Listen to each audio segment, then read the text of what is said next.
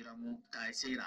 Kanaanis Baakler nama dhugaan wajjin jirtu waliin ooleen yeroo dheeraa booda nama dhugaa ta'e jechuun barreesseera. Baaklerii fi Bililleen biyyoota ba'aa waggaa 3 erga daawwatanii booda bara 1840tti gara Awurooppaatti deebi'ani. Yeroo kana Maabuubaan dhukkuba sombaan qabamuun baay'ee dhukkubsatti. Qaamni ishees baay'ee huqqate. Baakler osoo dhumarraa adda bahuun barbaadiin qalbiin isaa rarraa Maabuubaa mana isaa muskaa jiru keessatti doktara isaatti amaanaa kennatee haadha manaa isaa dhukkubsatte gaafachuu Baarliin deeme. Maabuubaan baay'ee dhukkubsattus yeroo sanatti nama Oromoo kan akka ishee harka gabrootaan gurgurame Ooshuwaagaa jedhamuun wal barte. Erga wal baranii booda maqaan ishii kan warri ishii moggaasan Bilillee ta'uu ishii itti himte. Yeroo kanatti Ooshuun weeddulee garaagaraa fi seenaa tokko tokko Bilillee irraa barreessee galmeesse. Itti aansuun hayyicha Jarman kan afaan Oromoo qoratu Kaarl Tuusheek jedhamuun wal barte. Sirba Oromoo kan Bililleen sirbitee